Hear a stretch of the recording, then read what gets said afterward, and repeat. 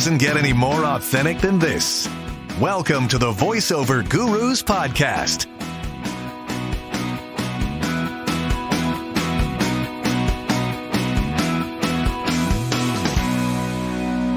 Hey, welcome back to the Voiceover Gurus podcast. Here is part 2 of my chat with studio owner and demo producer, Dave Goldberg. That's one thing that I like, because I don't have to listen to all the garbage. When you guys give me the recordings, it's like clean. Here's the silver plate of Yes. Here's the filet mignon. Finish the meal. Jazz it up Right. up for me. I know, it's a cool process. So, have you ever heard a demo that's like really, really bad, that had like bad characteristics? Sure. Well, as a producer, I get a lot of really bad demos. So what's like a no-no? What's a no-no? Well, just shitty music. If you're gonna put music in your demo, spend the money or just spend the time researching where you can get good quality stock music. Don't steal music, right? Don't use popular music. I mean, for a demo, if anything, I think it's not that it would be illegal, because it's for a demo purpose, but so there's not I don't think the copyright issue would come into play there, because you're not doing anything with it. You're not rebroadcasting it, but I think it might be distracting. If Like you couldn't put it on YouTube if you did that, because it would check. No, that you definitely couldn't do that. Yeah. But I'm saying, like, if you were mocking a spot for a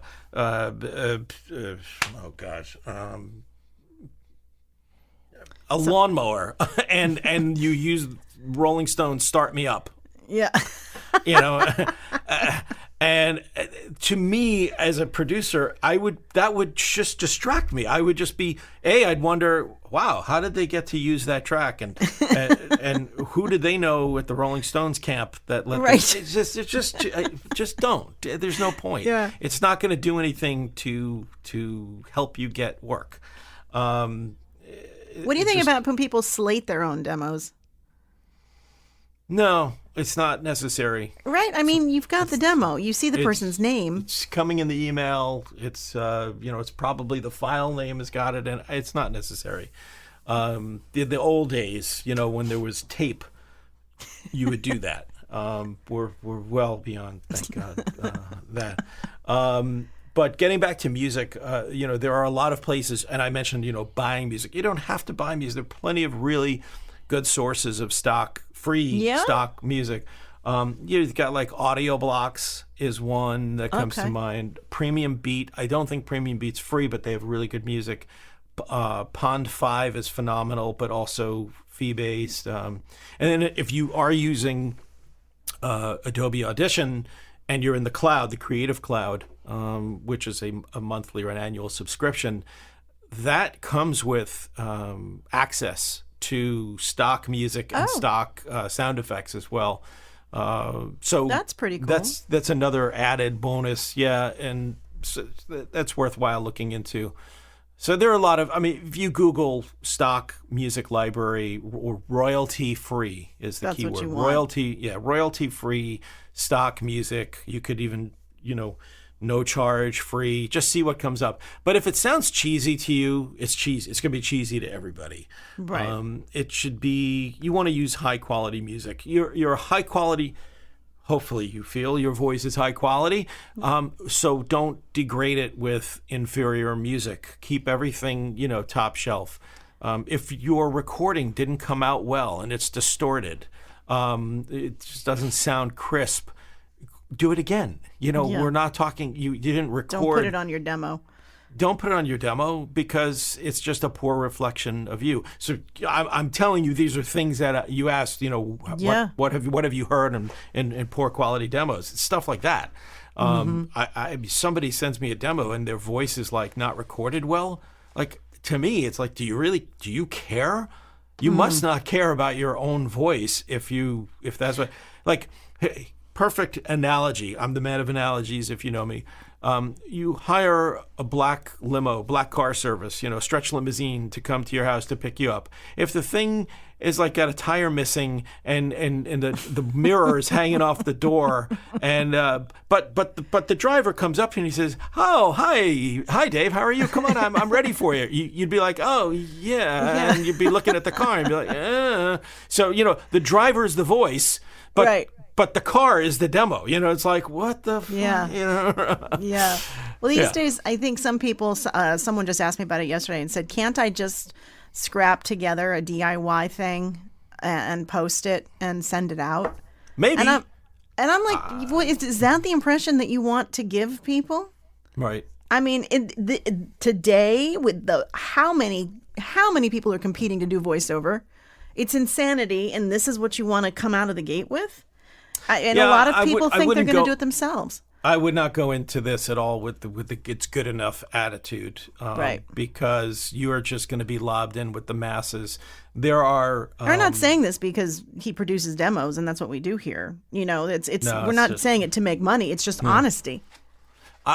Listen, when we're producing and we're casting for voices, they come from all over. On rare occasions, I will use some of the online voice resources that are out there. Yeah. And I will listen to people's demos. But I say rare occasions because I rarely get past 5 or 6 demos. And at that point, I just throw in the towel because I assume the rest of this, I just don't have time. And I assume the rest of the stuff, okay, I heard 5 shitty ones. There can't be any better ones out there. And there probably are. I'm sure there are. But I cannot tell you how often. I mean, again, I rarely use those services unless I'm stuck. Yeah. And then when I am stuck, I go in there and I start clicking around and I listen to, okay, this is garbage. Next one. I literally get 5 seconds in. I go, oh, this is junk. Next one. Wow. No, this is junk. And again, I mean, how I don't have time. I don't have endless time to spend listening to these samples. Right. So usually by 5 or 6, I'm like done. And then I'm coming into your studio and I'm like, do you know anybody who sounds like this? Because I can't do this anymore. I'll tell you one thing worse. I know we're talking about demos and not auditions, but since I brought up the online, websites.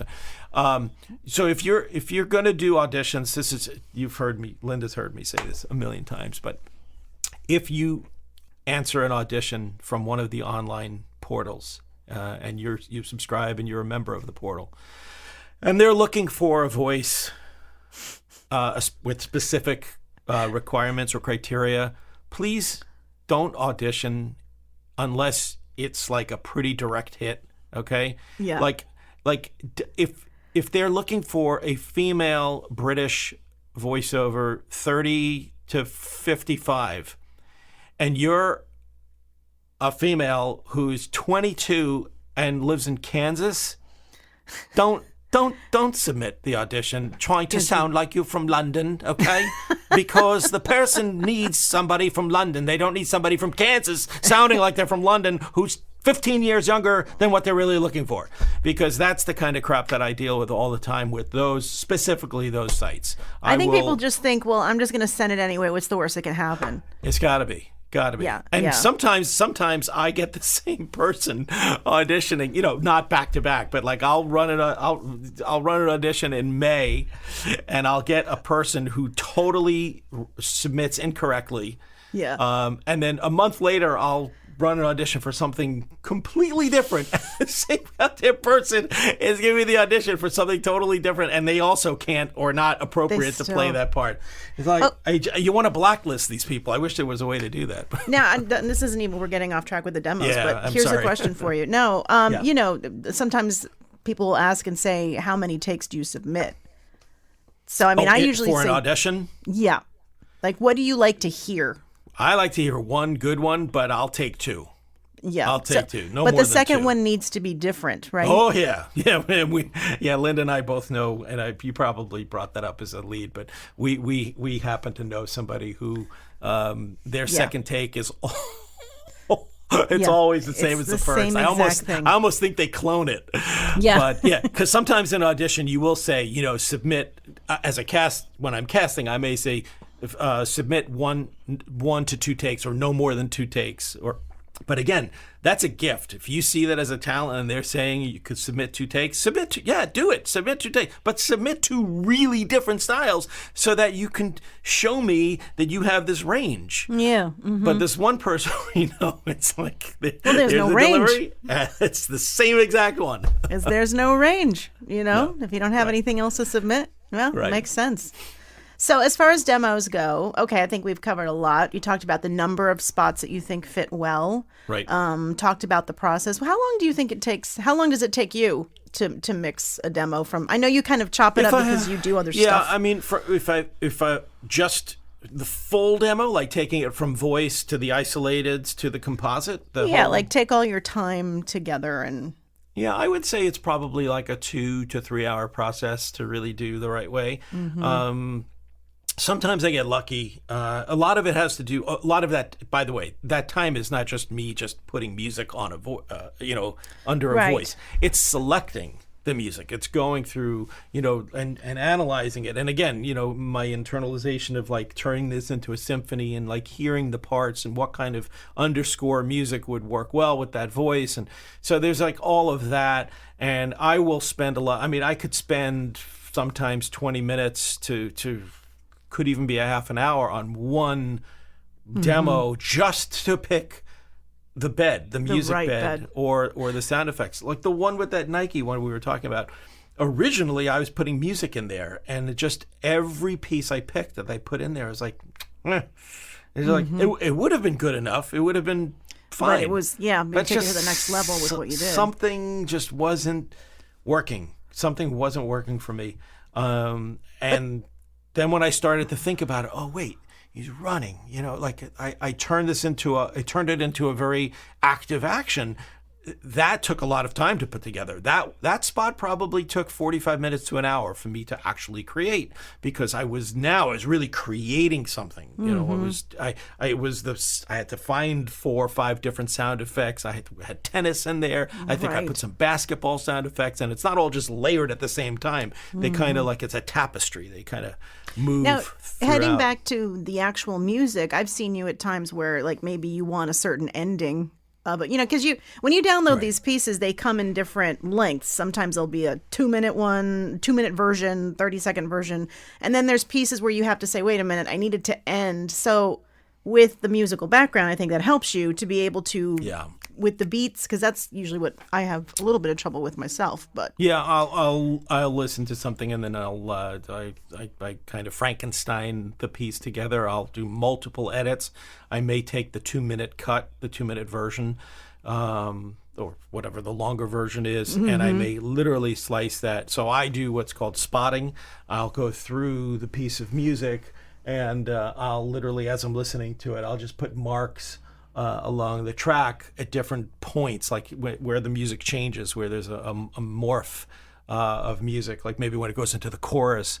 So I'll just put a mark there, and then I go back and I literally cut it up into pieces. So now that 2-minute piece has become 6 elements. Oh, interesting. And I'll literally move them around. Obviously, the ending is the ending, but like the middle parts, I may move around, because I like things, especially if it's a dramatic read. You start the engine. I want something to happen there. I don't just want like, ding da ding da ding ding. Right. So that's how I approach the design. It's more of like sound design than it is than it is just dropping a music. And that's why, a demo can take me 2 hours to make for somebody, because I'm doing all that sort of stuff in there. If you ever dissected, or if somebody ever opened up my Pro Tools session and looked at what I did, their eyes would bug out, because I do a lot more to you're just not laying a track down and putting a voice over it. Yeah. Right. So the process is Alyssa and I coach you. We hopefully get some good, we won't continue until we get good audio files. And now I'm more diligent about making sure that your levels are good. I'm having students during the lesson send me their audio so I can plug it into Pro Tools to see where your studio is at before we continue.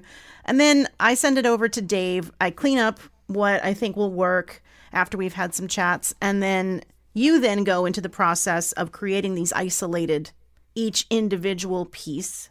We just did a demo where the gentleman actually asked for you to produce 2 additional pieces that we're not going to be, because we're only making his demo 90 seconds. So then you do that, and then you send them back to me, and then I listen to them and try to figure out, in my opinion, what I think should go first, second, third, fourth, fifth. You mix that together. Then I listen to it, make sure it's all cool, discuss if needed, and then boom. And I'm simplifying it, but we try to keep it.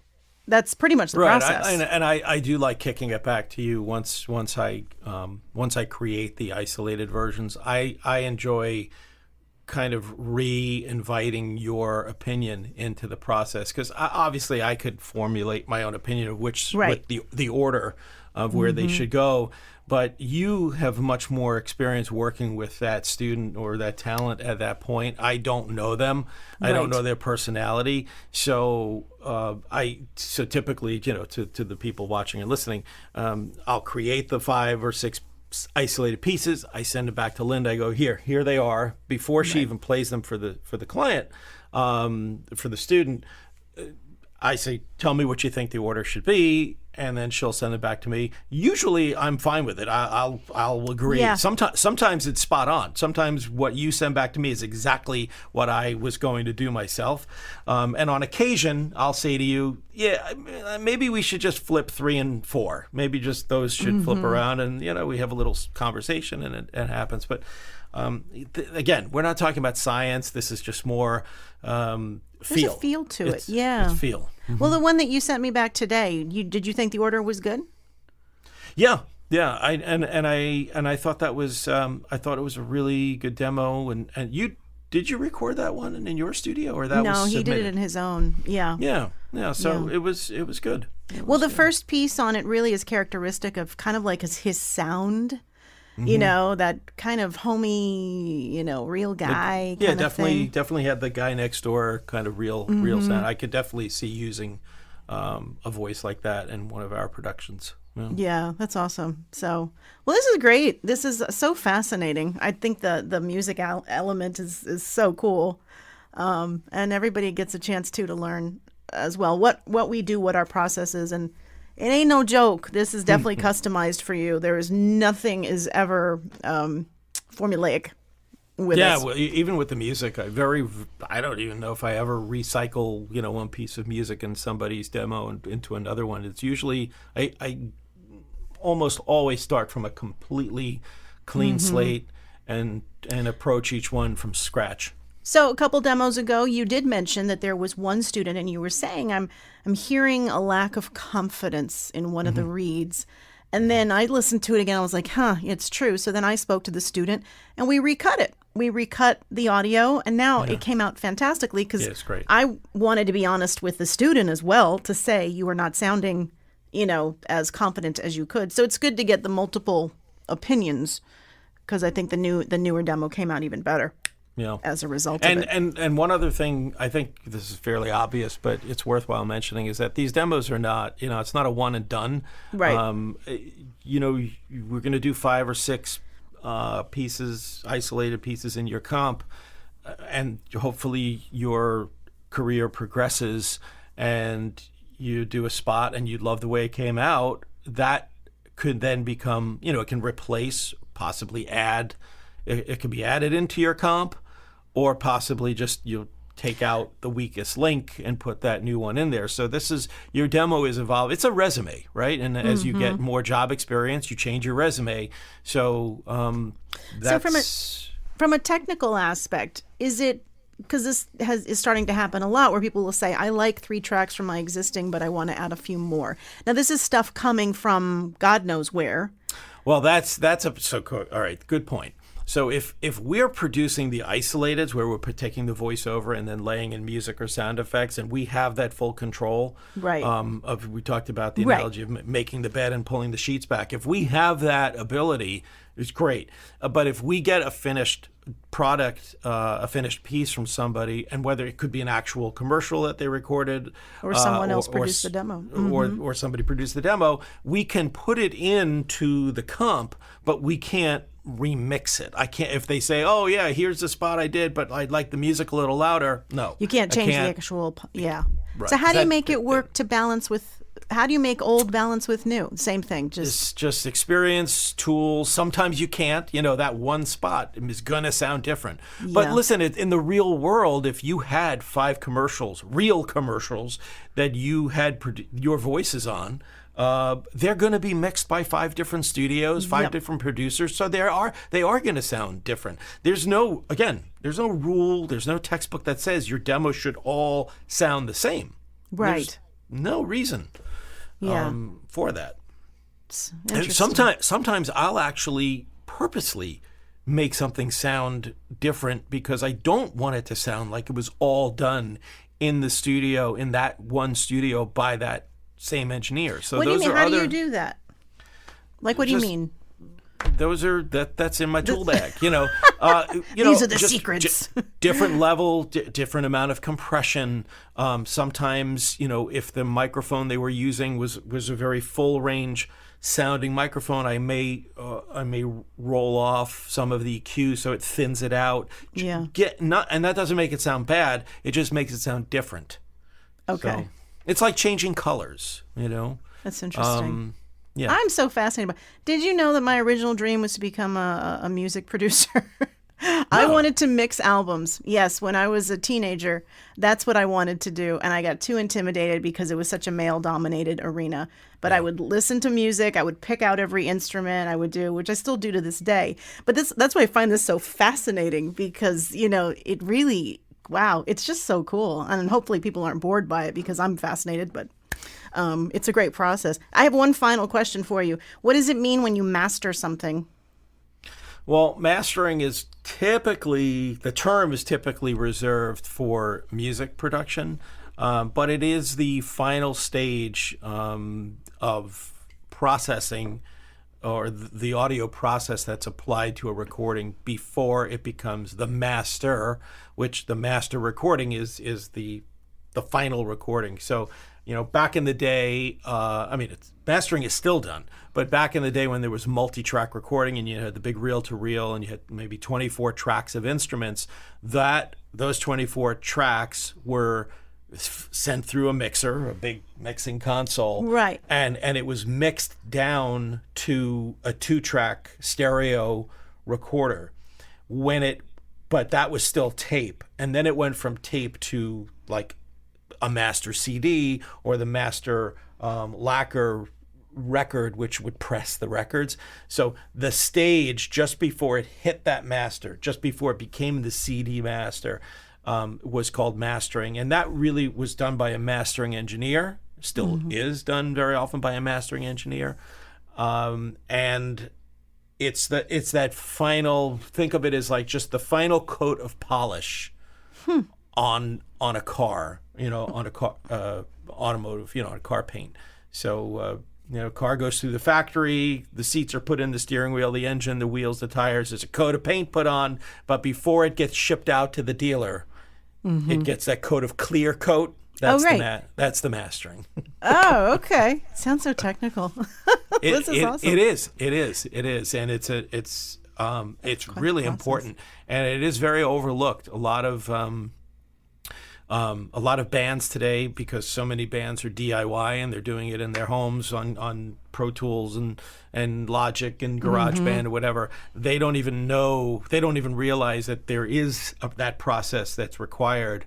And very often that's the one thing, the lack of mastering is the one thing that really does not make the band sound like, like really pop, it just doesn't give it the pop. It's like, oh yeah, good song, whatever. But there's a reason why the song is just not like jumping out of the speakers. Oh, interesting. Because it wasn't mastered or wasn't mastered properly. Wow, so cool. Well, this has been incredibly informative. Thank you. I'm so glad that we got lucky this week that you were free. Yes. Thank you for joining me, Dave. Always a pleasure. Thank you. Thanks for having me. I hope everybody listening and watching got something out of this a little bit. I don't know if you didn't, you're nuts. But yeah, that wraps it up for another episode of the Voiceover Gurus podcast. We do have workouts. Alyssa and I have been going the route of specialty workouts. We're actually doing one about food tonight. And then we're going to be doing an improv workout, actually, with Rebecca Haw next month. So, check out the website, voiceover.guru, find out what we're doing. And thanks for joining us. Have a great day. Bye-bye. Thanks for listening to the Voiceover Gurus podcast. Real talk about the voiceover industry. Learn more about us and get coaching at voiceover.guru.